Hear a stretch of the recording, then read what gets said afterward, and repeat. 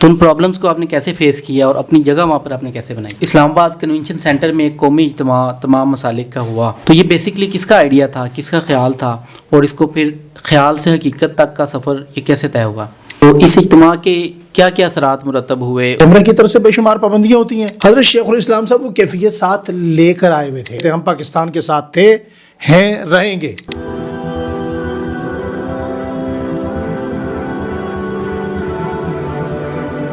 السلام علیکم ناظرین، آپ دیکھ رہے ہیں NF پوڈ کاسٹ اور میں ہوں بلال اکرم. ناظرین، آج ہمارے ساتھ موجود ہیں مین سٹریم میڈیا اور سوشل میڈیا کی معروف شخصیت مفتی ابو محمد صاحب. آئیے آپ کی ان سے ملاقات کرواتے ہیں. السلام علیکم مفتی صاحب. وعلیکم السلام ورحمۃ اللہ وبرکاتہ. مفتی صاحب، سب سے پہلے تو میں آپ کا شکر گزار ہوں کہ آپ ہماری دعوت پر تشریف لائے اور آپ نے ہمارے لیے وقت نکالا. اور ابتدا کرتے ہوئے سب سے پہلے میں چاہوں گا کہ آپ ہمارے ناظرین کو اپنا بنیادی تعارف، کہ آپ نے تعلیم کہاں سے حاصل کی، آپ کی فراغت کہاں سے ہوئی اور آپ نے تخصص کہاں سے کیا؟ سب سے پہلے تو آپ کی اور ہمارے بہت ہی پیارے بھائی مولانا حافظ نعیم صاحب دامت برکاتہم العالیہ کی محبتوں کا بہت شکریہ. میرا بیسک تعلق KPK کے ڈسٹرکٹ مانسہرہ سے ہے. اچھا، ماشاء اللہ. اور میرا جو ابتدائی تعلیمی زمانہ ہے اسکول کا، پرائمری اسکول کا، جی وہ میرا اپنے علاقے سے ہے. پرائمری کے بعد جی پرائمری کرنے کے بعد پھر میں کراچی چلا گیا، اور کراچی میں نے حفظ بھی کراچی میں کیا. صحیح. میں نے تجوید بھی کراچی میں پڑھی. ماشاءاللہ. میں نے دورہ حدیث بھی کراچی میں کیا اور تخصص بھی کراچی میں کیا. صحیح، ماشاءاللہ. یہ الگ چیز ہے کہ وہاں کراچی کے مختلف مدارس میں رہا ہوں. صحیح. انوار الصحابہ میں، گلشن عمر میں، بنوری ٹون میں. بالکل. لیکن میرا جو دورہ ہے جی، اور وہ اور تخصص وہ بنوری ٹون سے ہے. بنوری ٹاؤن سے. جی. فراغت یا تخصص سے لے کر میڈیا، مین سٹریم میڈیا میں نیشنل ٹی وی تک آنے تک کا جو سفر ہے وہ کیسے طے ہوا؟ میری فراغت کے بعد ایک بہت لمبا عرصہ گزرا، یعنی 2017 تک میری فیس بک یا میڈیا کی دنیا میں میری کوئی تصویر نہیں تھی. صحیح. تو حادثاتی طور پر یا غیر شعوری طور پر اس لائن کو نہیں چنا گیا. صحیح. اس لائن کو نظریاتی طور پر چنا گیا. صحیح. چونکہ جب دیکھا گیا کہ میڈیا کی دنیا میں لوگ آ کر بیٹھتے ہیں، بالکل، اور ان کے سامنے جب ہمارے نمائندے بیٹھتے ہیں تو وہ بالکل سم بکم عمیون ہو کر بیٹھتے ہیں، یا پھر اور ان کی موجودگی کے اندر ان کی موجودگی کے اندر ہمارے نظریات کو تار تار کیا گیا. بالکل. بے شمار واقعات ایسے ہیں، یہاں کسی کا نام لینا مقصود بھی نہیں اور مناسب بھی نہیں. صحیح. کہ ان کی موجودگی کے اندر یہاں تک کہ حضرات صحابہ اکرام اہل بیت اعظام پر تنقید ہوتی رہی اور وہ چپ ہو کر بیٹھے رہے.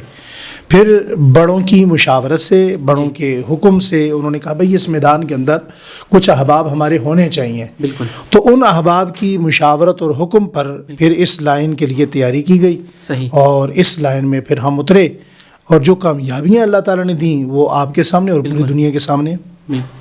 بالخصوص میں یہ سمجھتا ہوں مفتی صاحب کہ یہ جو عنوان ہے صحابہ کرام والا عنوان، اس پہ جو بھی کوشش کرتا ہے، محنت کرتا ہے، اللہ تعالیٰ اس کو بہت جلد نوازتے ہیں اور اس کو دنیا میں اس کے ثمرات دکھاتے ہیں. لیکن پھر بھی ایک مین سٹریم میڈیا یا بہت سی فیلڈس کی طرح مین سٹریم میڈیا میں بھی ایک مخصوص طبقے کا غلبہ ہے. تو وہاں پہ ایک دیندار آدمی کو اور بالخصوص صحابہ کرام کے عنوان پر بات کرنے والے بندے کو اپنی سپیس بنانے میں بہت سی پرابلمز ہوتی ہیں. تو ان پرابلمز کو آپ نے کیسے فیس کیا اور اپنی جگہ وہاں پر آپ نے کیسے بنائی؟ آپ نے اپنے گفتگو میں ایک بڑا خوبصورت جملہ کہا کہ جو صحابہ اکرام کی محبت میں آتا ہے اللہ تعالیٰ اسے بہت جلد نوازتے ہیں. بالکل. اس کے 2 پہلو ہیں. صحیح. ایک یہ ہے کہ جو صحابہ اکرام کی محبت میں ان کی جوتیوں کی نوکری کرتا ہے، بالکل، ان کی چاکری کرتا ہے، ان کے گن گاتا ہے، بالکل، اسے اللہ نوازتے ہیں، اس میں کوئی شک نہیں ہے. ایسے ہی. لیکن 1400 سال بعد شاید صحابہ اکرام کی یہ بھی کرامت ہے اہل بیت اعظام کی کہ جو ان کے حقوق کے معاملے میں ڈنڈی مارتا ہے وہ اوپر سے نیچے بھی بہت جلدی آتا ہے. ایسے ہی. ٹھیک ہے جی. جہاں تک رہی اپنا اسپیس بنانے کی، تو مین اسٹریم میڈیا پر آج بھی 80% لوگ ہمارے نہیں ہیں. ایسے ہی. شاید یہ بات میں کسی انٹرویو میں پہلی مرتبہ یہ کہنے جا رہا ہوں جی. کہ ہم بڑی محنت سے اور بڑی عرق ریزی کے ساتھ، بڑی دلجمی کے ساتھ، بڑے مطالعے کے ساتھ جاتے ہیں. ایسے ہی. اور جب ہم کسی ریکارڈنگ پروگرام میں گفتگو کرتے ہیں جی، تو میڈیا کی دنیا میں ہمارے لوگوں نے کبھی کام نہیں کیا. میں اکثر کہا کرتا ہوں خانقاہوں میں ہمارا کام ہے, ایسے ہی ہے, مدارس میں سب سے اچھا کام ہمارا ہے, ایسے ہی, تعلیمی نصاب کے اعتبار سے سب سے اچھا کام ہمارے لوگوں نے کیا, صحیح, ہر اعتبار سے تصنیف کے کام میں, تالیف کے کام میں, تقریر کے میدان میں سب سے اچھا کام ہمارے لوگوں کا ہے. مگر میڈیا کے میدان میں اگر دیکھا جائے تو میں آج بھی کہوں گا, شاید ہمارے اکابر اس بات پر آئندہ کے لیے غور کریں تو بہت اچھی بات ہوگی کہ میڈیا کی دنیا میں اب بھی ہم زیرو ہیں. اس کی وجہ یہ ہے کہ میڈیا کی دنیا میں صرف ایک یہ کام نہیں ہے کہ آپ مائک پر بیٹھیں, ایک بندہ آپ سے سوال کر رہا ہے تو اس سوال کا جواب دینا ہے, صرف یہ کام نہیں ہے.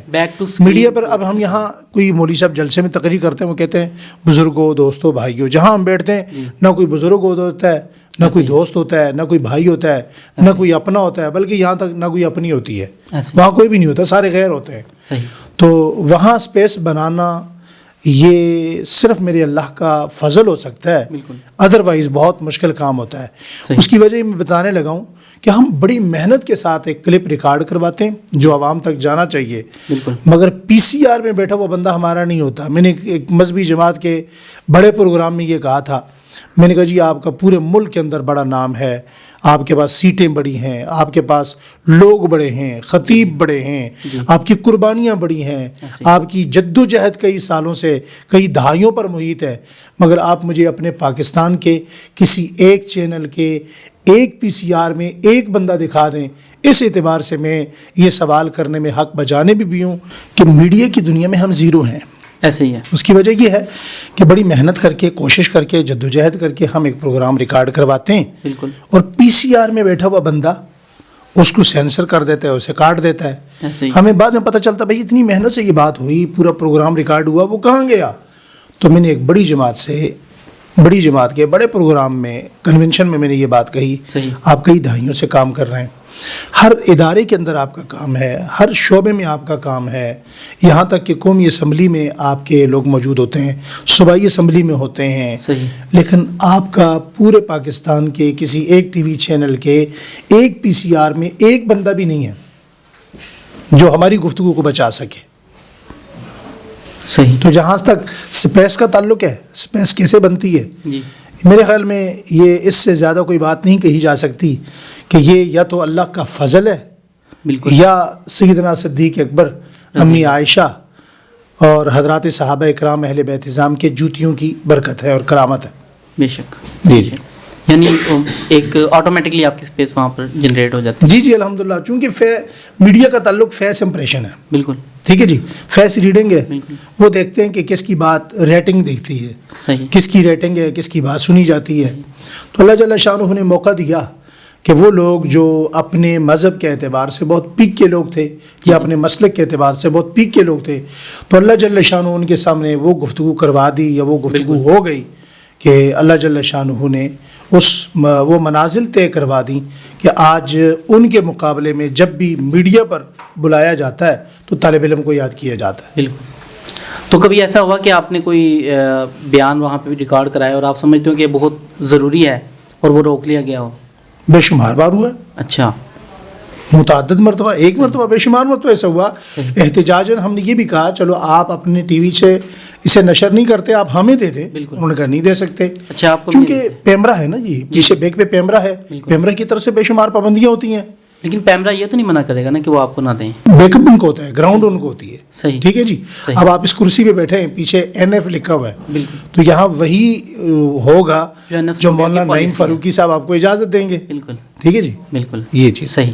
آپ نے میڈیا سے متعلق بات کی, تو آپ کیا سمجھتے ہیں کہ کیا وجہ رہی کہ اس اتنے بڑے میدان اور جس کا اتنا زیادہ انفلوئنس ہو سکتا ہے, اتنا زیادہ معاشرے پر اثر انداز ہو سکتا ہے ایک میدان, تو اس میں دینی طبقے کی طرف سے کیوں کوتاہی رہی, دانستہ طور پہ کوتاہی رہی, یا وہ اس کے معاشرے پر مرتب ہونے والے اثرات کو سمجھ نہیں سکے؟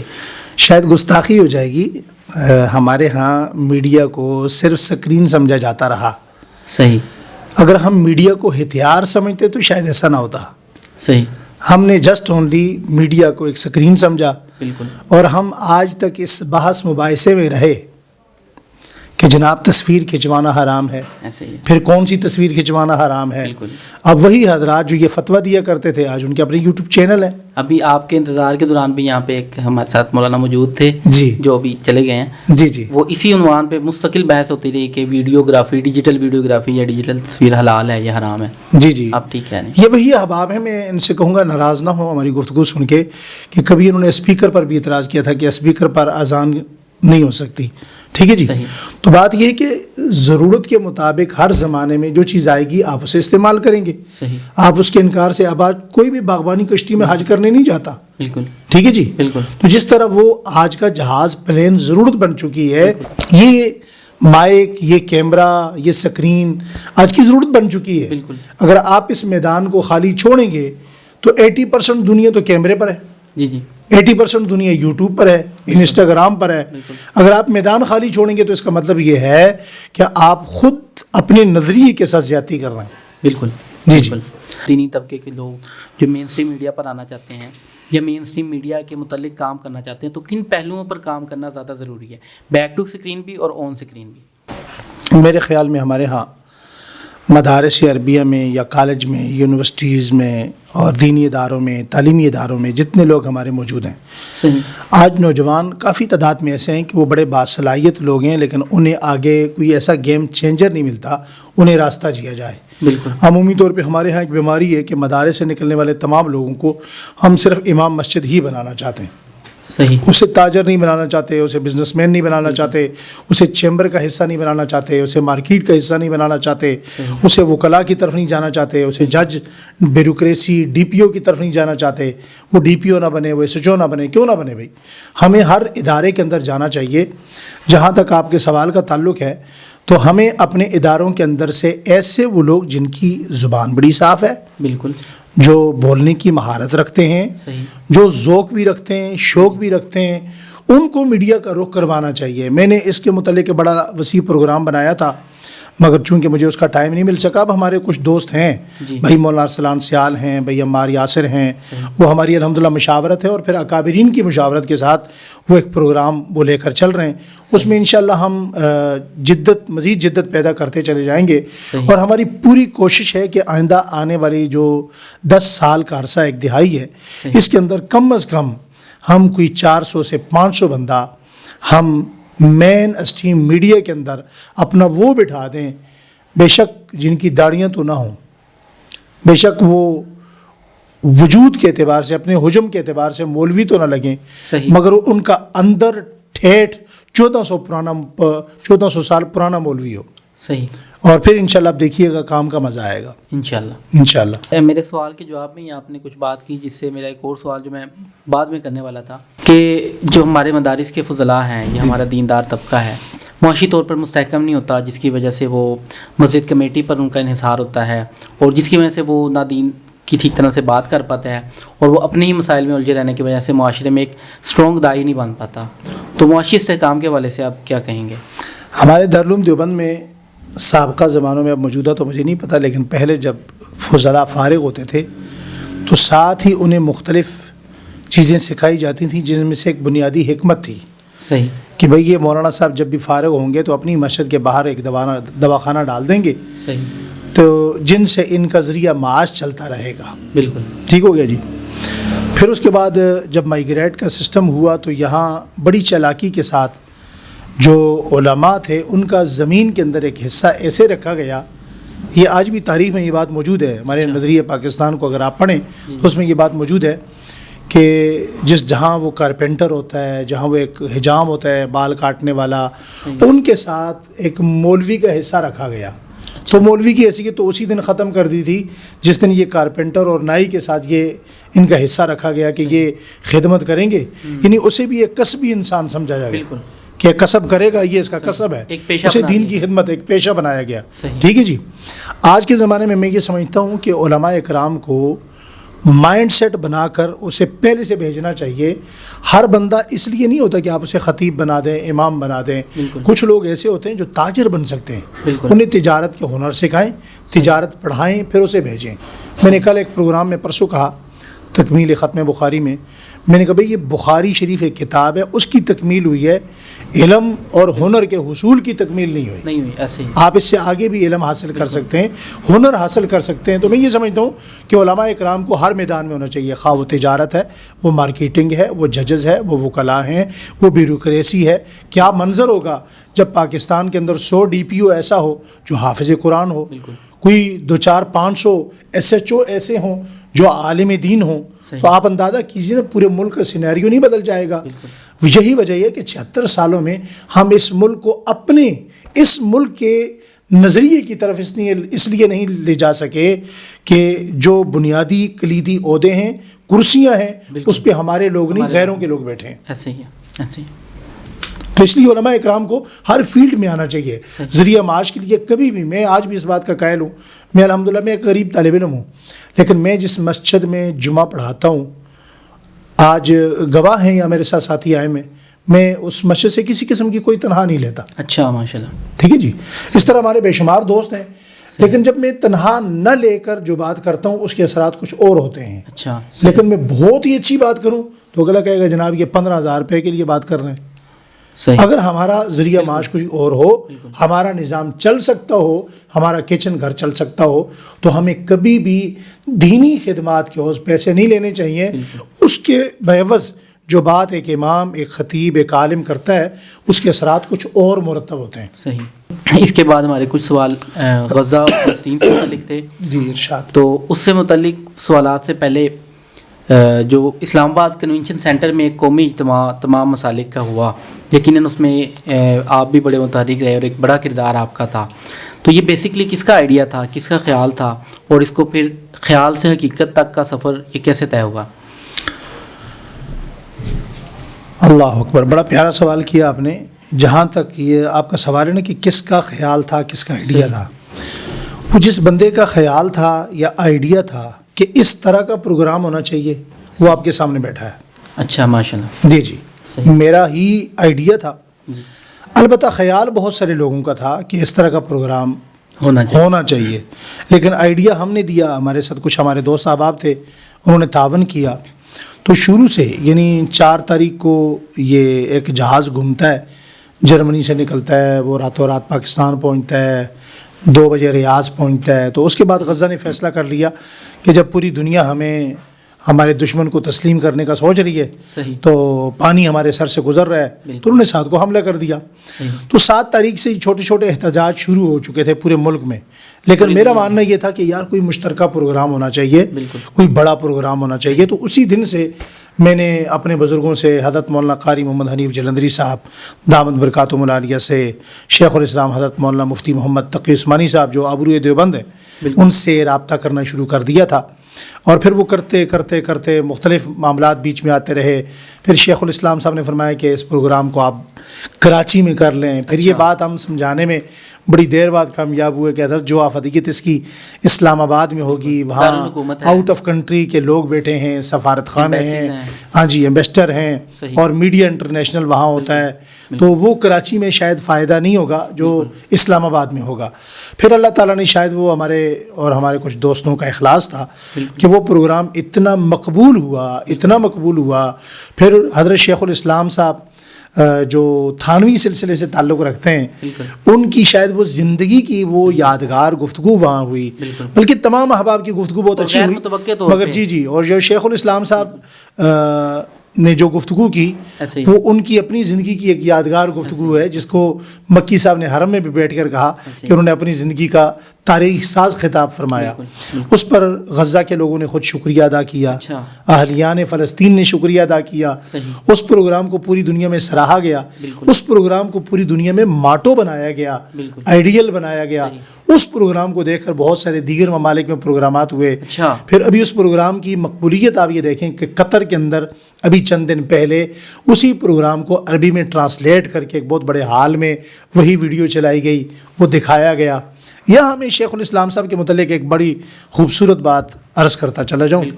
بعض لوگ کہتے ہیں جی وہ کیفیت طاری تھی، وہ کیفیت طاری نہیں تھی۔ حضرت شیخ الاسلام صاحب اللہ تعالیٰ ان کا سایہ تادیر سلامت رکھے آمین۔ اس پورے ملک پر، پوری امت پر۔ حضرت شیخ الاسلام صاحب وہ کیفیت ساتھ لے کر آئے ہوئے تھے۔ لے کر آئے ہوئے تھے؟ جی جی، اس سے کیا مراد؟ لوگ یہ کہتے ہیں، اس سے مراد یہ ہے کہ لوگ یہ کہتے ہیں کیفیت طاری تھی۔ ایک دن پہلے جب حضرت مولانا فضل الرحمان صاحب دامت برکاتہم العالیہ قائد جمعیت کے گھر میں اجلاس تھا، اور ہم پروگرام کو فائنل ٹچ دے رہے تھے کہ کل کیا کرنا ہے۔ بالکل۔ تو حضرت شیخ الاسلام صاحب نے سب سے پوچھا بھائی کل کیا کرنا ہے؟ تو شیخ الاسلام صاحب نے، میں بھی چونکہ اس اجلاس میں موجود تھا، سب سے پہلے جو چیز شیخ الاسلام صاحب نے پوچھی بھائی کل کی تیاریاں کیا کیا ہیں۔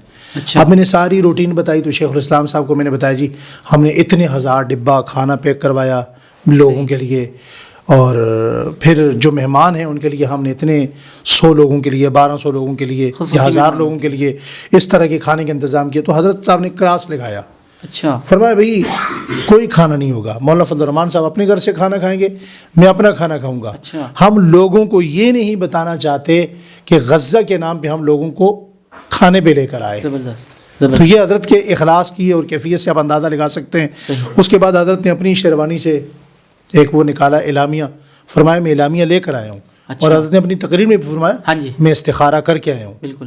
میں اللہ سے مشورہ کر کے آیا اللہ سے ہوں، مشورہ کر کے میں آیا دعا کر کے آیا ہوں۔ پھر حضرت نے جو لمبی چوڑی مشاورت ہوئی، بات لمبی ہو جائے گی، پھر ایک اعلامیہ وہ تھا، ایک اعلامیہ میرا لکھا ہوا تھا ہمارا، اچھا۔ اور اسی طرح ایک اعلامیہ پروفیسر ساجد میر صاحب لے کر آئے ہوئے تھے۔ اچھا، تین تینوں اعلامیہ۔ کو حضرت نے پڑھا، تینوں کے اندر سے کچھ چیزیں نکالیں، کچھ چیزیں تینوں سے جمع کیں، ایک اعلامیہ بنایا، پھر وہ اعلامیہ میرے ذمہ لگایا گیا کہ آپ نے کل یہ پڑھنا ہے۔ اچھا اچھا اچھا۔ تو حضرت وہ کیفیت ساتھ لے کر آئے ہوئے تھے۔ آپ یقین کیجئے کہ حضرت مولانا فضل الرحمان صاحب کو یہ کہنا پڑا کہ حضرت کھانا ٹھنڈا ہو رہا ہے، بات ٹھنڈی نہیں ہوگی۔ اچھا، جی جی، تو اس لیے میں نے کہا جملہ استعمال کیا کہ وہ کیفیت طاری نہیں تھی، کیفیت تھوڑی دیر کے لیے، حضرت وہ کیفیت اللہ کی طرف سے ساتھ لے کر یعنی آئے تقی عثمانی صاحب کی مستقل انٹینشن اور جی مستقل جی جی سرپرستی جی تھی جی تمام معاملات جی میں۔ جی بالکل بالکل۔ یہ آگے میں نے آپ سے سوال کرنا تھا کہ اتنے کابرین کی موجودگی میں آپ نے جو اعلامیہ پیش کیا، جی جی تو وہ بہرحال آپ کی گفتگو میں اس کا جواب مل گیا۔ جی جی جی جی۔ صحیح۔ اس پروگرام کے حوالے سے کچھ سوالات اور تھے کہ آپ اس پروگرام کو آگے بھی چلائیں گے، مزید پروگرامز کرنے کا بھی ارادہ ہے آپ کا؟ اس پروگرام سے آگے ہم نے اعلان کیا تھا لاہور کے اندر پروگرام کرنے کا، اچھا، اور وہ چونکہ بیچ میں پھر حضرات سے، بڑے حضرات سے رابطہ ہے، صحیح، تو الیکشن کی وجہ سے وہ پروگرام متاثر ہو رہا تھا، چونکہ اچھا۔ اس سطح کا پروگرام پھر ہم بالکل۔ شاید نہ کر پاتے، یا مسائل ہوتے یا حضرات کا آنا مشکل ہوتا، صحیح، تو الیکشن کی وجہ سے وہ پروگرام مؤخر کیا گیا ہے۔ اچھا، جی جی صحیح، یعنی الیکشنوں کے بعد جی لاہور میں بھی ہوگا۔ جی جی سب یہ اتنا بڑا قومی اجتماع منعقد ہوا جس میں تمام مسالک کے کابرین نے شرکت کی اور انٹرنیشنل میڈیا پر بھی اس کی کوریج ہوئی، تو اس اجتماع کے کیا کیا اثرات مرتب ہوئے، اور غزہ سے، فلسطین سے یا حماس سے، ان میں سے کسی لوگوں نے آپ سے پروگرام کے حوالے سے رابطہ کیا؟ اس پروگرام کے مختلف اثرات مرتب ہوئے۔ صحیح، جو ہمارے ملک کے اندر اثرات مرتب ہوئے وہ یہ ہیں کہ ہمارے جو مسالک کے درمیان بڑی لمبی چوڑی انانیت کی دیواریں تھیں، میں یہ تو نہیں کہوں گا کہ وہ گر گئیں، مگر وہ کمزور ہو گئیں، کمزور ہو گئے، اور مسالک کے اکابرین جب قریب بیٹھے بالکل تو عوام خود بہت قریب آئی۔ بالکل، دوسرا اس کے اثرات بڑے اچھے جو مرتب ہوئے وہ انٹرنیشنل دنیا پر مرتب ہوئے۔ اچھا، یعنی انٹرنیشنل دنیا کی جو نظریں ہوتی ہیں وہ ہمیشہ پاکستان کی طرف ہوتی ہیں صحیح، کہ پاکستان اسلام کے یا مسلمانوں کے کسی بھی ایشو پر کیا ریئیکٹ کرتا ہے۔ بالکل، ٹھیک ہے جی۔ اس کے بعد مسلمانوں کو پوری دنیا میں جرأت ہوئی، اور اس پروگرام کے بعد آپ دیکھیں کہ دنیا کے مختلف ممالک میں بڑے لمبے چوڑے احتجاجی مظاہر ہوئے۔ لندن کے اندر 8 لاکھ بندہ جمع ہوا۔ اچھا، ٹھیک ہو گیا۔ صحیح، اور خود غزہ اور فلسطین کے اندر اس پروگرام کے کیا اثرات مرتب ہوئے، وہاں کے اثرات اس طرح سے مرتب ہوئے کہ ان لوگوں نے ہمارا شکریہ ادا کیا۔ اچھا، صحیح، ٹھیک ہے جی۔ اور شکریہ ادا کرنے کے ساتھ ساتھ وہاں وہ کہتے ہوئے نظر آئے وہ لوگ کہ اگرچہ ہماری جانیں جا رہی ہیں، ہمارے بچے شہید ہو رہے ہیں، مگر پوری دنیا آج ہمارے ساتھ کھڑی ہے۔ اچھا، اسلام آباد کا نام لے کر انہوں نے کہا اسلام آباد ہمارے ساتھ کھڑا ہے۔ بے شک۔ اور پھر اس وقت ان کے وہ موبائلوں کے اندر ان کے ٹوٹے ہوئے ملبے کے اوپر وہ ویڈیو چلتی ہوئی نظر آئی ہے۔ اچھا، ٹھیک ہے جی، ان کا اسلام آباد ہمارے ساتھ کھڑا ہے، کابل ہمارے ساتھ کھڑا ہے، جکارتا ہمارے ساتھ کھڑا ہے، ملیشیا ہمارے ساتھ کھڑا ہے، انڈونیشیا ہمارے ساتھ کھڑا ہے، صحیح، فلاں ممالک ہمارے ساتھ کھڑے ہیں۔ بالکل۔ انہوں نے کہا بے شک ہمارا دشمن جو کچھ کر سکتا ہے کر لے، مگر دنیا ہمارے ساتھ کھڑی ہے۔ اس سے ان لوگوں کو حوصلہ ملا، اور اتنا حوصلہ ملا کہ آپ یہ دیکھیں کہ پوری دنیا کے اندر غزہ کے جو حماس کی قیادت ہے وہ کسی کے پروگراموں میں نظر نہیں آئے ایسے ہی۔ سوائے ہمارے پروگراموں کے۔ بالکل۔ آپ اسماعیل ہنیہ کی گفتگو سن لیں، اور جو فلسطین کے سفیر ہیں وہ ہمارے پاس موجود ہیں، جی، ان کے ڈاکٹر ناجی صاحب، پروفیسر ناجی، جی، وہ ہمارے پروگرامات میں موجود ہیں، اور اب بھی وہ جتنے پروگرامات ہیں وہ آ رہے ہیں۔ ابھی جب شیخ الاسلام صاحب قطر گئے تو استقبال کرنے والے کون لوگ تھے؟ وہ حماس کی قیادت تھی۔ اچھا، تو اس کے اثرات یہ مرتب ہوئے کہ حماس والوں نے اس موقع پر بالکل اپنے دستے بازو جن کو سمجھا، اپنے ساتھ کھڑا جن کو سمجھا، وہ الحمدللہ ہمارے بڑے تھے۔ ماشاءاللہ۔ اچھا، ابھی آپ نے مسالک کے اتحاد کے والے سے بات کی، سوشل میڈیا پر بھی آپ اکثر اتحاد مسالک ثلاثہ کی بات کرتے ہیں، تو آپ کو کیا لگتا ہے کہ تینوں مسالک کے صف اول کے جو کابرین ہیں یہ مشترکات پر کسی پلیٹ فارم پر جمع ہو سکتے ہیں؟ اللہ تعالیٰ کروڑوں رحمت نازل فرمائے ڈاکٹر عادل شہید رحمۃ اللہ علیہ پر، رحمۃ اللہ علیہ۔ ان کی قبر پر۔ میں سمجھتا ہوں کہ ڈاکٹر عادل شہید رحمۃ اللہ علیہ کو اسی لیے راہ حق سے ہٹایا گیا کہ وہ ان تمام مسالک کو بہت قریب لا رہے تھے۔ بالکل، میں ان کا روحانی فرزند کہہ لیں، ان کا شاگرد کہہ لیں، ان کا روحانی بیٹا کہہ لیں، میں انشاءاللہ ڈاکٹر عادل شہید رحمۃ اللہ علیہ کا ہم ان کی طرح تو کام نہیں کر سکتے، لیکن ان کا کردار ادا کرنے کی بھرپور کوشش کریں گے۔ انشاءاللہ۔ مجھے معلوم ہے اس راستے کے اندر بڑی رکاوٹیں ہیں، بڑی پریشانیاں ہیں، لوگ نہیں چاہتے، نچلی سطح پر لوگ نہیں چاہتے کہ یہ کام ہو، کیونکہ آپ پتہ ہے جو پیشہ ور خطیب ہیں ہمارے ہاں تینوں مسالک میں، بالکل، ان کی دکان صرف اسی بنیاد پہ چلتی ہے، ایک نے دیوبندی کو برا کہنا ہے، دوسرے نے بریلوی کو برا کہنا ہے، تیسرے نے اس کو اہل حدیث کو برا کہنا ہے، ایک دوسرے کو برا کہتے ہوئے ان کے سسٹم چل رہے ہیں۔ تو ہم نے اوپر سے جو قیادت ہے ان کو آپس میں اکٹھے بٹھانے کا نظام بنانا شروع کر دیا ہے تاکہ یہ نچلوں کو موقع ہی نہ ملے۔ بالکل، اور جب ہم وہ حضرات آپس میں بیٹھنا شروع کر دیں گے بات بات پہ، ضرورت صرف غزہ نہیں ہے، بالکل، یہاں ان کو آپس میں بٹھانے کا مطلب ہمارے ملک کے بہت سارے مسائل ہیں، بالکل، تعلیمی مسائل ہیں، بالکل، عقیدہ ناموس رسالت کے مسائل ہیں، عقیدہ ختم نبوت کے مسائل ہیں، مشترکہ مسائل ناموس ہیں، صحابہ اکرام کے ہیں، ناموس اہل بیت ہے، اور مشترکات میں ہمارے بے شمار مشترکات ہیں۔ بالکل، ہمارے اگر اختلافی مسائل 15% ہیں، 20% ہیں، تو 80% ہمارے مشترکات ہیں۔ کم از کم مشترکات پر تو ہم ایک دوسرے کے قریب نظر آئیں۔ بالکل، آج یہی وجہ ہے نا، دیکھیں عقیدہ ناموس رسالت کا مسئلہ کتنا اہم مسئلہ ہے، ایسے ہی، ناموس صحابہ اکرام کا کتنا اہم مسئلہ ہے، بہت اہم، اہل بیت اعظام کا کتنا اہم مسئلہ ہوتا ہے، مگر سارے ٹولیوں میں ہوتے ہیں، فرقے فرقے ہوتے ہیں، الگ الگ ہوتے ہیں، ہر کسی نے اپنی جماعت کا بت پالا ہوا ہے۔ کوئی ہی نہیں کہتا یار وہ ناموس رسالت کی بات کر رہے ہیں تو میں بھی تو وہی بات کر رہا ہوں، وہ میرا مطالبہ کر رہے ہیں، میں اس کا مطالبہ کر رہا ہوں، تو ہمیں اکٹھے کھڑے ہونا چاہیے۔ اس معاملے میں انشاءاللہ میری زندگی رہے نہ رہے، آپ دیکھیں گے یہ تینوں مسالک انشاءاللہ مشترکات پر اسی اتحاد مجلس، امت اتحاد مجلس کے نام پر انشاءاللہ اکٹھے نظر آئیں گے انشاءاللہ۔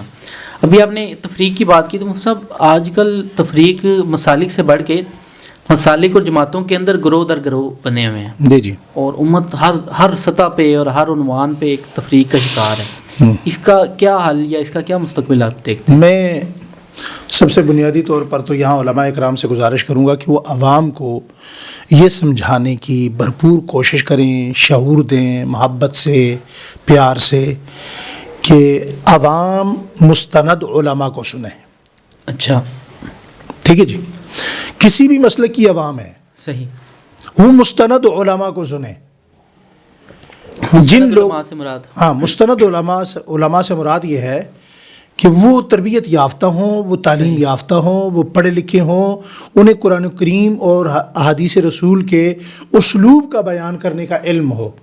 یہ نہ ہو کہ کسی بند کمرے کے اندر بیٹھ کر بندہ صحابہ اکرام پہ تبرہ کر رہا ہو اور آپ اسے کہیں جناب وہ علی صاحب نے تو یہ کہا ہے، انجینئر صاحب نے تو یہ کہا ہے۔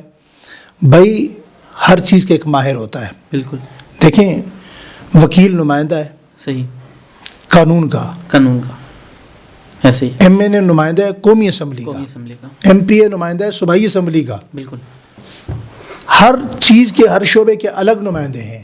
علم کے نمائندے علماء ہیں، انجینئر، کارپینٹر، پلمبر نہیں ہیں۔ صحیح۔ اگر آپ کو دین سیکھنا ہے، جس بندے کو نادرہ قرآن کریم پڑھنا نہیں آتا اس بندے کی عقل پر ماتم نہ کریں تو کیا کریں کہ جس بندے کو نادرہ پڑھنا نہیں آتا وہ ایسے بندے سے دین سیکھ رہا ہے۔ یہی تو وجہ ہے کہ آج دیکھیں مشاجرات کو لے کر ایسے لوگوں نے کتنے سوالات کھڑے کر دیے۔ کوئی بندہ یہ بات سمجھانے میں ناکام کیوں ہے؟ میں سمجھتا ہوں علماء کرام کو یہ بات کھلے الفاظ میں بیان کرنی چاہیے کہ بھائی صحابہ کرام رضوان اللہ تعالیٰ علیہم اجمعین کا جو آپس کا اختلاف ہے، شریعت میں اسے اختلاف کہنے سے بھی منع کیا گیا۔ اچھا، اسے مشاجرات کیوں تھے؟ بالکل مشاجرات کیوں کہتے ہیں؟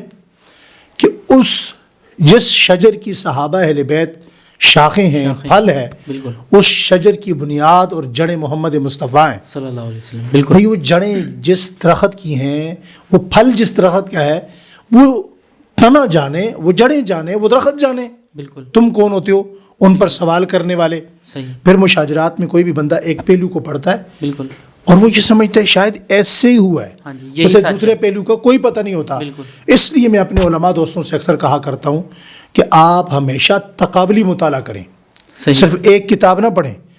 آپ نے بخاری پڑھی ہے تو آپ ملا یاز الفقی بھی پڑھیں، آپ نے مسلم پڑھی ہے تو آپ آثار حیدری بھی پڑھیں، صحیح، آپ نے ریاض الصالحین ابن ماجہ ابو داؤد پڑھی ہے تو آپ حق الیقین بھی پڑھیں، صحیح، آپ نے اگر ناموس رسالت کے مسئلے پہ غیروں کو پڑھا تو اپنوں کو بھی پڑھیں، اپنوں کو پڑھا تو غیروں کو بھی پڑھیں، آپ کو پتہ چلے کہ میں نے دین کیسے بیان کرنا ہے۔ بالکل۔ مفتی صاحب، ناموس صحابہ بل پچھلے سال قومی اسمبلی میں پاس ہوا اور اس کے بعد وہ ایوان صدر چلا گیا اور پھر اس کے بعد اچانک سے وہ منظرنامے سے غائب ہو گیا اور اس کے متعلق کوئی خبر نہیں آئی۔ مختلف خبریں آتی رہیں، کوئی بھی کہا جاتا پاس ہو گیا، کبھی کہا جاتا رہا کہ مسترد ہو گیا۔ آپ کو لگتا ہے کہ مستقبل میں یا مستقبل قریب میں ناموس صحابہ بل پاس ہوگا اور اس کا نفاذ بھی ہوگا؟ اللہ اکبر کبیرہ۔ دیکھیے ایک بات سنیے، اللہ والوں کی اور اللہ کے دشمنوں کی جنگ شروع سے تھی، آخر تک رہے گی، بالکل، ٹھیک ہے جی۔ دوسری بات، جہاں تک پاکستان میں ناموس صحابہ و اہل بیت اعظام بل ہے، یہ نیا بل نہیں ہے، یہ ترمیمی بل ہے۔ اچھا، پہلے یہ ہوتا تھا کہ کسی بندے نے گستاخی کی، کسی صحابی کی توہین کی، 500 روپے اس نے جرمانہ دیا، اگلے دن اس کی بیل ہو گئی، وہ باہر آ گیا، بالکل، اگلے دن وہ آ کر گستاخی کرنے کے بعد ہیرو بنتا تھا۔ اچھا، اس بل پر جو بہت سارے بلے باہر آئے اس کی وجہ یہ تھی، چیخے، جو قوم چیخی چلائی، ان کو پتہ تھا نا مجرم سارے ہمارے پاس ہیں، ہمارے دامن میں ہیں، تو اس کی بنیادی وجہ یہ تھی کہ کم از کم سزا 10 سال قید تھی، اس سے پہلے جج انہیں ضمانت نہیں دے سکتا تھا، بالکل ٹھیک ہے جی، صحیح۔ اور زیادہ سے زیادہ عمر قید تھی۔ زیادہ عمر قید، ہم نے اپنی لابنگ کی، انہوں نے اپنی لابنگ کی۔ صحیح، اللہ تعالیٰ کا بڑا فضل ہے، بڑا کرم ہے، ہم اس پہ بڑے خوش ہیں، بڑے راضی ہیں۔ وہ بل قومی اسمبلی سے ہم نے اپنی لابنگ پہ پاس کروایا، صحیح، قائمہ کمیٹی سے گزارا، صحیح، اسلامی نظریاتی کونسل سے گزارا، صحیح، سینٹ کے اندر جب پہنچے تو مجھے اس کی لابنگ یاد ہے، بہت عرصے تک ہم لابنگ کرتے رہے، صحیح، اور سینٹ میں خود موجود تھا جب بل اچھا، پاس ہوا، صحیح، سینٹ سے کروایا، صحیح، اب وہ چاروں اداروں سے ہو چکا۔ عارف علوی صاحب جو پاکستان کے صدر تھے، انہوں نے شروع میں تو بل ان کے پاس جانے ہی نہیں دیا، اچھا، سینٹ سے منظور ہونے کے بعد چونکہ وہ صدر نہیں توقیر گیا۔ ضیاء ایک بندہ ہے، چونکہ اس پہ شہباز شریف صاحب اس وقت وزیر اعظم تھے اچھا، تو ان کے سگنیچر ہونے تھے، اچھا، وہ توقیر ضیاء نامی جو بندہ ہے اس نے وہ بل نکال لیا، اچھا، ٹھیک ہے جی، وہ بل نکال کے غائب کر دیا۔ پھر ہم کراچی گئے، کراچی سے پتہ کروایا، حضرت شیخ الاسلام صاحب اور دیگر شخصیات نے، ہمارے دوست ہیں، انہوں نے فون وغیرہ کیے، پتہ کروایا، حضرت مولانا ضیاء الرحمان صاحب، اچھا، تو جب پتہ کیا تو عارف علوی نے کہا جی میرے پاس تو وہ بل آیا ہی نہیں، اچھا، یہ کافی دن بعد صحیح، جب وہ بل دوبارہ عارف علوی صاحب کے پاس گیا تو لابنگ ادھر سے بھی تھی۔ اچھا، ایران کا وفاقی وزیر اکیلے جہاز پر راتوں رات آتا ہے، اچھا، میٹنگ کرتا ہے، چلے جاتا ہے۔ اچھا، آپ ایران کی بھی حالیہ کشیدگی سے بھی اندازہ لگا لیں جی، اور ان کی ہمارے ملک میں مداخلت بھی دیکھ لیں۔ بالکل، اس کے بعد عارف علوی صاحب نے ایک ایسے بل پر جو 4 بڑے قانون ساز اداروں سے ہو کر آیا، صحیح، اس پر اعتراض لگا کر واپس کر دیا۔ اچھا، لیکن ہم اب بھی پر امید ہیں صحیح. شیطان اپنی طاقت کا استعمال کر رہے ہیں, اللہ والے اپنی محنت کر رہے ہیں. بالکل. ہم پر امید ہیں کہ یہ بل دوبارہ جب ابھی قومی اسمبلی بنے گی, چلے گی, جوائنٹ سیشن میں یہ پیش ہوگا انشاءاللہ. تو کچھ لابنگ پہلے کی ہوئی ہے, کچھ اور کریں گے, تو زیادہ تعداد تو وہاں مسلمانوں کی ہوتی ہے, تو وہ بل انشاءاللہ دوبارہ پاس ہوگا, اور یہ بل انشاءاللہ پاکستان کے قانون کا مقدر ہے انشاءاللہ. انشاءاللہ. پاکستان اور ایران کے درمیان جو کشیدگی ہوئی اس پر آپ کیا کہنا چاہیں گے؟ یہ کشیدگی آج سے نہیں ہو رہی, یہ حضرت عمر رضی اللہ تعالیٰ عنہ کے زمانے سے ہو رہی ہے. ایران بیسک مجوسیت ہے. صحیح. وہ اپنی مجوسی حکومت, جس کا نام اس نے جدید الفاظ میں دولت بنی فاطمی رکھا ہوا ہے, اس ایجنڈے پر اس نے غزہ کا بھی ساتھ نہیں دیا. بالکل. کیونکہ غزہ کی جو پراپرٹی ہے 42 کلومیٹر, اس پہ 4 مختلف پوزیشن ہولڈر ہیں. یہ بات لمبی چھیڑ دی آپ نے. ایک پوزیشن ہولڈر کا نام اسرائیل ہے, صحیح. جس کا ایجنڈا گریٹر اسرائیل ہے. گریٹر اسرائیل. ایک پوزیشن ہولڈر کا نام خلافت عثمانیہ ہے, لنگڑی لولی تھی, بالکل. تھی صحیح, ترکی کی, ایسے ہی. وہ ترکی ہے. اس نے اپنے ایجنڈے کے تحت ان کا ساتھ نہیں دیا, حالانکہ ہمارے لوگوں کو بڑی امیدیں تھیں ترکی سے, ایسے ہی. مگر بعد میں پتہ چلا یہ صرف ڈرامے بنا سکتے ہیں. بالکل. ٹھیک ہے جی, ڈراموں سے زیادہ ان کی کوئی حقیقت نہیں ہے. بالکل. تیسرا پوزیشن ہولڈر وہاں ایران ہے. ایران کا ایجنڈا دولت بنی فاطمی کا ہے, اچھا, مجوسی حکومت قائم کرنا. صحیح. اس کے تحت اس نے وہاں تعاون نہیں کیا تو ایسا پھوک کیا کہ دھمکیاں شمکیاں لگائیں, اپنا $6 ارب ریلیز کروایا اور پیچھے ہٹ گئے. غزہ سے پوچھے نہ جا کے, ان پہ قیامت گزری. ایران نے ان کی مرہم پٹی کی, فون بھی کیا, بات چیت بھی کی. یہ آپ کو حماس والے بتائیں گے. کسی حماس کے بندے کو پکڑیے اور اس سے پوچھئے, مجھ سے نہیں, بالکل, اس سے پوچھئے کہ ایران نے کتنا ساتھ دیا, وہ آپ کو بتائیں گے. چوتھا پوزیشن ہولڈر یہاں پر کون ہے؟ عرب ہے. عرب کا ایجنڈا کیا ہے؟ زیرو. اچھا. عرب ان سارے پہلوانوں کو دیکھتا ہے, جو تگڑا ہوگا میں اس کے ساتھ کھڑا ہو جاؤں گا. اچھا, ٹھیک ہے جی. اس سیناریو میں آپ دیکھیں کہ ایران نے کبھی بھی پاکستان کا ساتھ نہیں دیا. وہ ایجنڈے کے تحت کام کر رہا ہے. کاش کہ پاکستان بھی اپنے اسلامی نظریاتی ایجنڈے پر چلتا. بالکل. اس نے کبھی بھی ساتھ نہیں دیا. اس نے ہمیشہ انڈیا کی کشمکش دیکھ لیں, خانہ کعبہ پہ حملہ دیکھ لیں, پچھلے 2-3 سال پہلے انڈیا نے ہمارے ساتھ کیا, اس موقع پر ایران کہاں کھڑا تھا؟ پڑوسی ہمارا ہے, کھڑا انڈیا کے ساتھ ہے. اور آپ ایران کا بیانیہ دیکھیں جو حالیہ کشیدگی ہوئی, اس نے وہی بیانیہ اپنایا جو انڈیا نے اپنایا تھا کہ جناب وہاں پر تو دہشت گرد تھے, تو اس موقع پر ایران نے کیا کہا؟ وہ اسرائیلی یہاں آ کر بیٹھے ہوئے تھے. یہ بیان ہے ان کا, ارنا ٹی وی پہ چلا ہے ان کے. اچھا, ٹھیک ہے. تو اس نے وہ انڈیا والا بیانیہ اختیار کیا. پاکستان سے یہ تمام ممالک صرف اس لیے ڈرتے ہیں کہ پاکستان ایٹمی قوت ہے, بالکل, ورنہ یہ ایران, انڈیا اس ملک کو کھا جائیں. ابھی یہی سینیریو میں جب دیکھیں کہ یہ تمام ممالک ہمارے خلاف افغانستان کو بھڑکا رہے ہیں. افغانستان کے حالات بڑے کشیدہ رہے. اللہ لمبی عمر دے مولانا فضل الرحمان صاحب دامت برکاتہم العالیہ کو. وہ گئے ہیں, کچھ برف پگھل رہی ہے, مزید انشاءاللہ حالات بہتر ہوں گے. اور ہم اس موقع پر کہتے ہیں وہ لوگ جو مذمتی ٹولہ ہے, جگہ جگہ آ کے کہتے ہیں ہم مذمت کرتے ہیں, یہ ہو گیا, ظلم ہو گیا, فلاں ہو گیا, فلاں ہو گیا, فلاں ہو گیا, انہوں نے ایران سے ہونے والے پاکستان پر حملے کی مذمت کیوں نہیں کی؟ بالکل, وہ آج کریں نا مذمت. ہم بڑے فخر سے کہتے ہیں, آج بھی کہتے ہیں, یہ بات چلائیے گا, کاٹیے گا مت. ہم بڑے فخر سے کہتے ہیں ہم پاکستان کے ساتھ تھے, ہیں, رہیں گے. ہم پاکستانی افواج کے ساتھ تھے, ہیں, رہیں گے. ہم پاکستانی اداروں کے ساتھ تھے, ہیں, رہیں گے.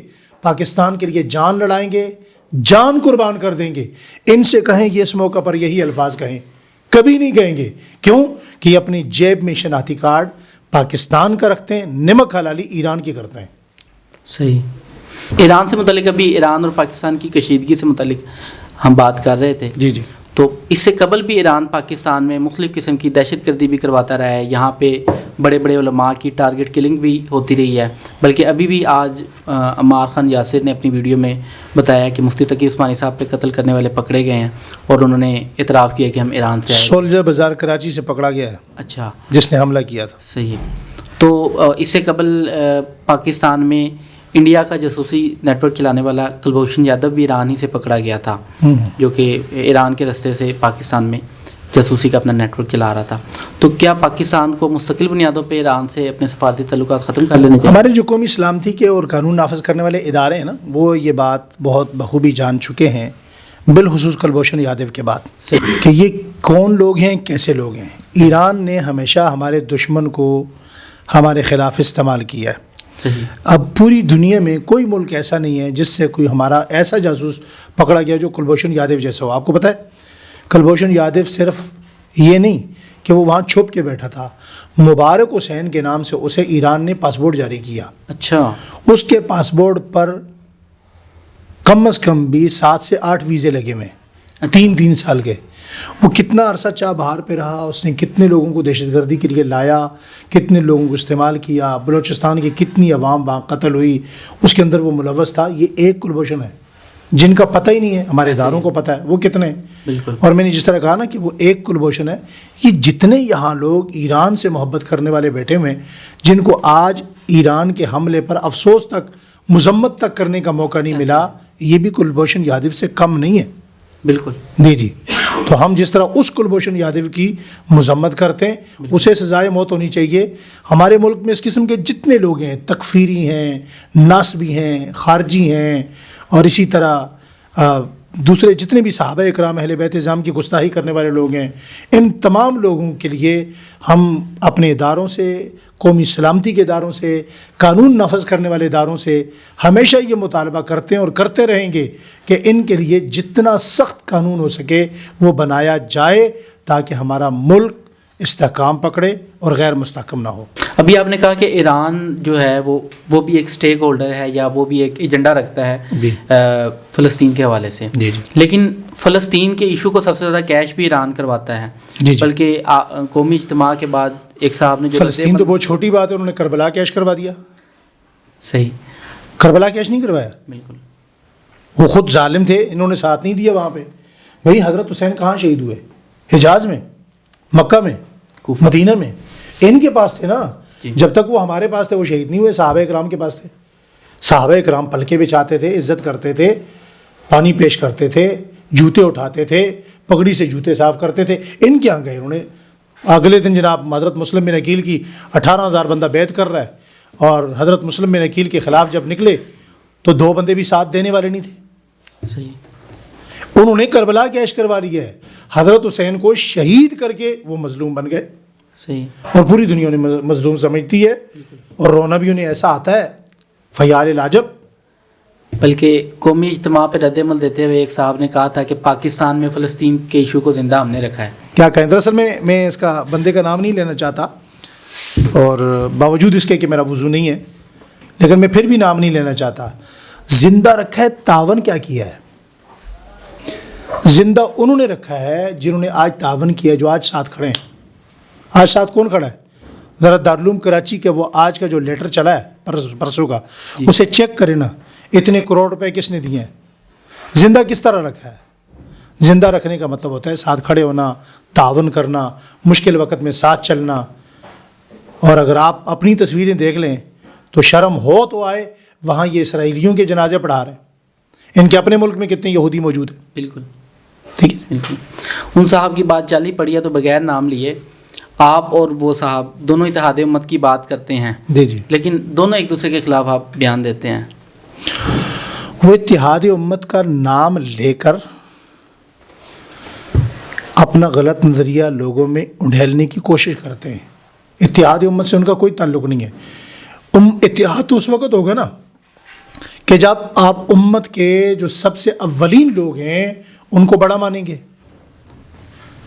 وہاں جو لوگ گئے، میں نے ان سے بھی سوال کیا کیا وہ آپ کو مسلمان سمجھتا ہے؟ کہتے جی. اچھا. میں نے کہا کیا وہ حضرت ابوبکر، حضرت عمر، حضرت عثمان، حضرت عائشہ، حضرت معاویہ کو مسلمان سمجھتا ہے؟ کہتے ہیں نہیں. صحیح. میں نے کہا وہ ان کو مسلمان نہیں سمجھتا، آپ میں کون سی خوبی ہے جو صحابہ میں نہیں تھی؟ بالکل. اس بندے سے اتحاد کس بنیاد پہ ہو سکتا ہے کہ جو اس امت کے بانی، گنتی کے پہلے نمبر حضرت ابوبکر کو مومن مسلمان نہ سمجھے؟ بے شک. کس بنیاد پہ اتحاد ہو سکتا ہے؟ تو اسی لیے میں نے اس موقع پر ایک جملہ کہا تھا جو بہت وائرل ہوا، بہت چلا. مجھے کال کی گئی، کہا جی انہیں بلائیں. اچھا. میں نے کہا جی یہ مسلمانوں کا اتحاد ہے. اچھا. ٹھیک ہے جی. بعض اتحاد ایسے ہوتے ہیں جس میں کچھ مسلمان ہوتے ہیں، کچھ بالکل غیر مسلم ہوتے ہیں. تو جو ہم نے اسلام آباد میں اجتماع بلایا تھا وہ صرف مسلمانوں کا اجتماع تھا, مسلمانوں کا اتحاد تھا. ہم یہ نہیں چاہتے تھے کہ ایک طرف شیخ الاسلام صاحب بیٹھے ہوں اور دوسری طرف کوئی مہران گاڑی کا ٹائر سر پہ رکھ کے بیٹھا ہو. یہ ہماری جو ہے نا وہ ہمارے مزاج کے خلاف تھا. صحیح, ٹھیک ہو گیا. آخر میں مفتی صاحب ایک دفعہ پھر آپ کا بہت شکریہ کہ آپ نے قیمتی وقت ہمارے لیے نکالا اور ہماری دعوت پر آپ این ایف اسٹوڈیو تشریف لائے. انشاءاللہ آئندہ بہت سے نئے سوالات کے ساتھ آپ سے پھر ملاقات ہوگی. السلام علیکم.